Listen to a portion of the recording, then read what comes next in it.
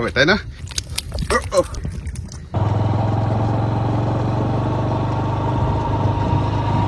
এইবার দেখুন আমরা কোন দিক দিয়ে যাচ্ছি। একেবারে চতুর্দিকে ধুধু, কোনো কিছু নেই, পুরোটা একটা মাঠের মতো। আমরা এই দিক দিয়ে যাচ্ছি দেখুন, এবং সামনে থেকে যদি আমরা নিই তাহলে পেছনের দৃশ্যটা আপনারা দেখতে পাবেন। এরকম একটা ভ্রমণ একেবারে এক্সেপশনাল।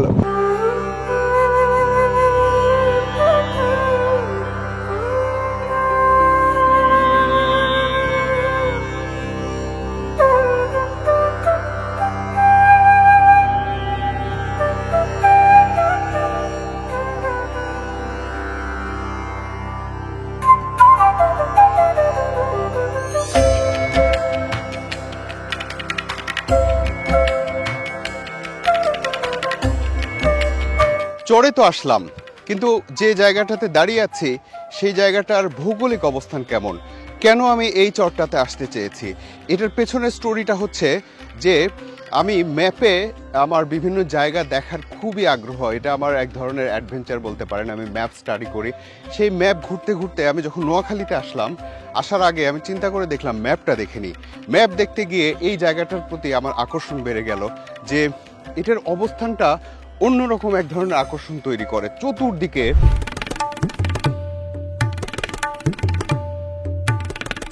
আসুন দেখি আমরা কোথায় আছি।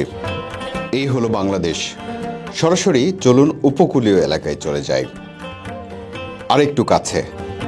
এটা নোয়াখালী আর চট্টগ্রামের উপকূল। আর আমরা আছি চারিদিকে মেঘনা নদী পরিবেষ্টিত এই দুর্গম ভূখণ্ডে। মাঝে মাঝে সমুদ্রের ঢেউ এসেও দোলা দিয়ে যায়। এর নাম উড়ির চর। সব বাইকে যাতায়াত। আমরা ঘাট থেকে একটা বাইকে করে রওনা দিয়েছি চরের দিকে। আমরা তিনজন। যে বাইক চালাচ্ছে ওর নাম হচ্ছে হৃদয়। হৃদয় কি এখানকারই বাসিন্দা? আচ্ছা, হৃদয় হচ্ছে এখানকারই বাসিন্দা। আমার সাথে আছে রিজভি ভাই। আমরা ঘন্টা দুয়েক এই চরটা পুরোটা চক্কর দিতে চাই। আপনারা দেখতে পাচ্ছেন যে পেছনে মেঘনা নদী পড়ে গেছে, আর সামনে চরের বিভিন্ন দৃশ্য আমরা দেখব, এখানকার মানুষের জীবন যাপন সম্পর্কেও জানবো। এই হচ্ছে যে আমাদের অবস্থা। এবার চলুন জেনে নেই এই দুর্গম চরে এলাম কিভাবে। নোয়াখালীর বসুরহাট থেকে সিএনজি চালিত একটি স্কুটার বা অটোরিকশায় উঠে পড়েছি। যাচ্ছি চাপরাশির হাটের দিকে। বসুরহাট থেকে চাপরাশির হাট পর্যন্ত যেতে ভাড়া 30 টাকা। চাপরাশির হাটে পৌঁছে ভুল জায়গায় নেমেছিলাম। ইমরান ভাই আমাকে উদ্ধার করলেন। তারপর আরেকটি স্কুটারে উঠেছি। গন্তব্য চর এলাহি ঘাট। চর এলাহিতে এই যে আপনারা দেখতে পাচ্ছেন নিচে স্পিড বোটটা আছে, সেই স্পিড বোটে করে আমরা যাব। স্যান্ডেলটা প্রথমে খুলে নিলাম।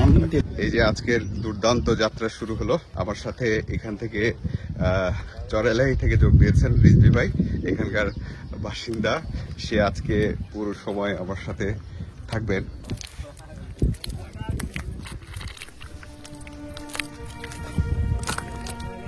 আমি যদি যাই এটা হ্যাঁ হ্যাঁ চেষ্টা করে দেখি। এই যে দেখুন এখন ভাটার সময় চলছে, পানি কত নিচে নেমে গেছে এবং পুরো কাদার জায়গাটা আমাদের হচ্ছে পাড়ি দিতে হবে, তাই না? পায়ের অনেকটা অংশ দেবে গেছে মাটির মধ্যে।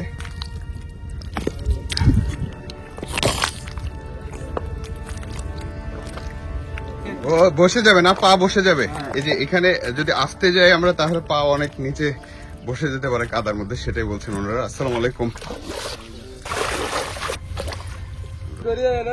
এই যে আপনারা দেখতে পাচ্ছেন যে আরো কিছু মানুষ আসছে, সবাইকে ওই কাদার পথ দিয়ে আসতে হবে। এটাই হচ্ছে যাতায়াতের ব্যবস্থা এখানে। এই গন্তব্য কতটা দুর্গম নিশ্চয়ই আপনারা অনুভব করতে পারছেন। আমরা সামান বিতে তাই যাই, আমরা এটা কোন কি এটা আমরা একত্রে উঠতে বসে বিতে কি ততই তো লালসা বাড়ি যায়। হ্যাঁ আরে বুঝেন নৌকা ডুবি যায়, আমরা সামাত থাকতাম এখন আগরে রই দিবি দিতে এত সামাত উলা। এই প্রথম খাঁটি নোয়াখালীর ভাষা কানে এলো। এমন আড়ি আড়ি নেতাগিরি করি যাই না করুম আর কি।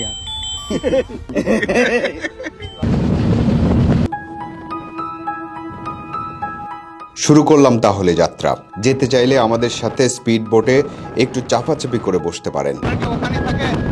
স্পিড বোটে বোটে করে মেঘনা নদী পার হচ্ছি আমরা। 4 মিনিটের মতো লাগবে স্পিড বোটে যেতে। ভাড়া হচ্ছে 150 টাকা। এখানে যারা আছেন তারা বেশিরভাগই এই চর অঞ্চলের বাসিন্দা।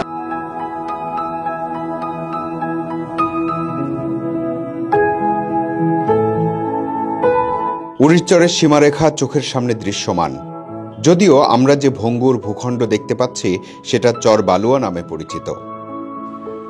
তেল শেষ। আমরা উড়িরচর বা চর বালুয়ার কাছাকাছি পৌঁছে গেছি, কিন্তু এই জায়গাটাতে নদীর প্রায় শেষ সীমানায় এসে স্পিডবোটের তেলের একটু ক্রাইসিস দেখা দিয়েছে। ওরা তেল এখন ভরবে, তেল ভরার পরে আবারও বাদবাকি অংশটুকুতে আমরা যেতে পারবো। এই অংশটাতে স্রোত বা ঢেউ আছে, পানি নেমে যাচ্ছে। ও আমরা পরে যাব। আপনারা ওখান দিয়ে নামাই দিবে আপনাদেরকে, আর আমরা এখান দিয়ে নামি, এখান দিয়ে আমাদের জন্য একটু কাছে হইব। ও আপনারা নেমে যাচ্ছেন? জি জি, তাহলে দেখা হবে বেঁচে থাকলে। ঠিক আছে, ভালো থাকেন। আসসালামু আলাইকুম। এই যে এটাও একটা ঘাট, এখানেও নেমে যাচ্ছেন। দৃশ্যগুলো দেখুন, মনে হবে কোনো এক অজানা জগতে চলে এসেছে। আর মানুষগুলো যে নামলো তারাও বা যাচ্ছে কোথায়?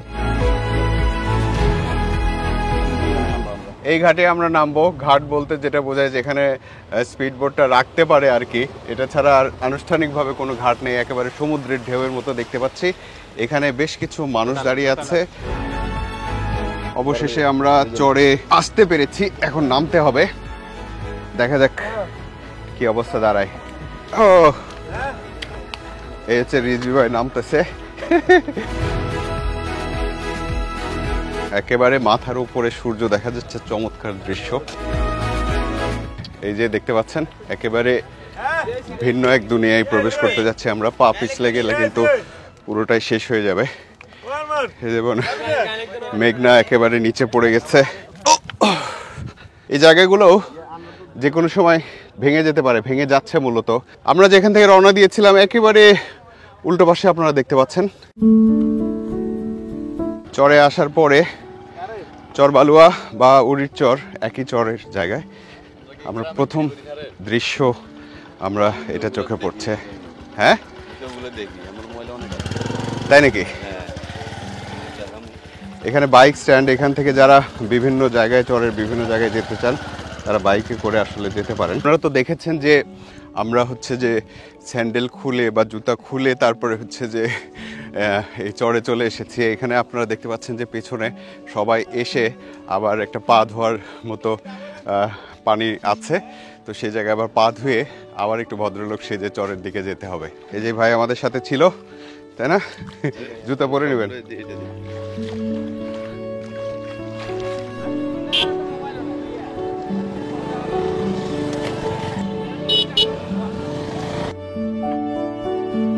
এমনও হতে পারে এই বিষয়টা দেখার পরে, জানার পরে আপনারা হয়তো কোনো একটা সময় এরকম অ্যাডভেঞ্চারে আসার আগ্রহ তৈরি হতে পারে। হৃদয়ের মোটর বাইকে করে আমরা এগিয়ে চললাম উড়িরচরের মানুষের জীবন দেখতে। হৃদয়, কি খবর? দেখাতে পারবা ঠিকঠাক মতো?